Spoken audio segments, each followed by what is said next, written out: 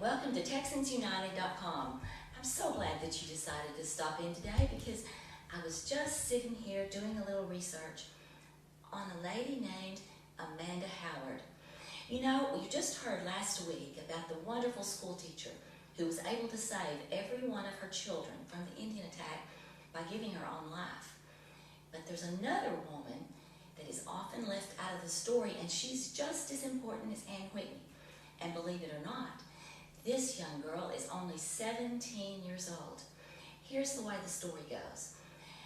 After Ann Whitney was being attacked at the schoolhouse, this young lady named Amanda Howard was actually, believe it or not, she was out riding, helping to break a horse for her brother.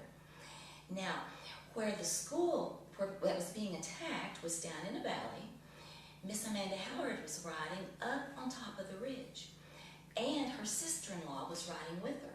However, the sister-in-law seems to get lost in the story. Here's what happened.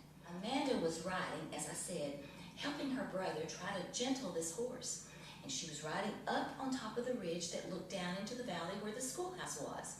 Well, I'm sure she was talking to her sister-in-law, as most girls would have been doing, and eventually she glanced down into the valley, and she made the exact same mistake that Miss Ann Whitney made.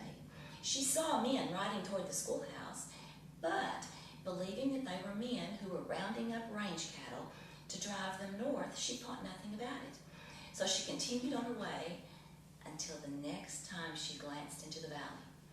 By this time, the Indians were at the schoolhouse, and Amanda saw what they were doing at the exact same time that they saw her. Well, there was nothing for Miss Amanda to do. The Indians were between her and her own home. So she said all she knew to do was to take off riding as hard as she could toward the Baggett home, which was away from the Indians. Well, at the same time, the Indians saw her, and of course a contingent of them jumped on their horse and took off after Amanda, who went riding just as hard as she could toward the Baggett home. Well, suddenly Amanda said she didn't know what to do.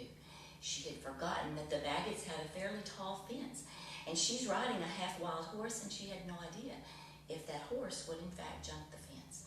But she said she didn't know what to do. She just kicked him as hard as she could, lay down low over his neck, and believe it or not, that horse jumped the fence. Well, when the Indians saw that she had gotten away and that she was in fact going to make it to the Baggett home, they turned around and went back toward the schoolhouse.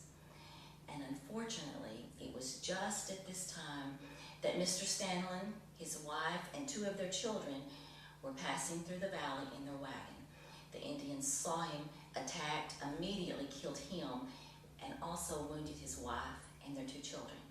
Well, at this time, Amanda did something that it's hard for me to believe today that a 17-year-old would do. She stopped her horse. She didn't continue on to the Baggetts. She turned around and she saw the Indians attacking the Stanlin family, and she saw them still attacking at the schoolhouse. She said she knew what she had to do because as soon as the Indians finished their work, she knew if no one warned the settlers that they would in fact invade the settlement and more lives would be lost.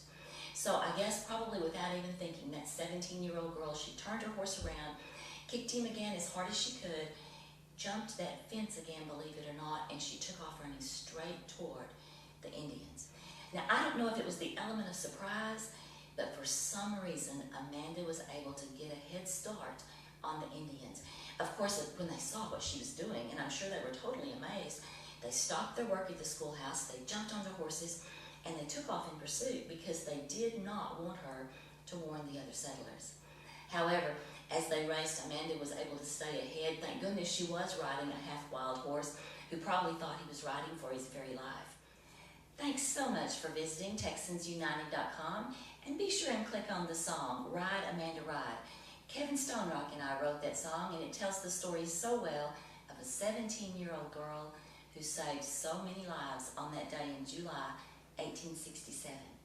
Y'all come back now.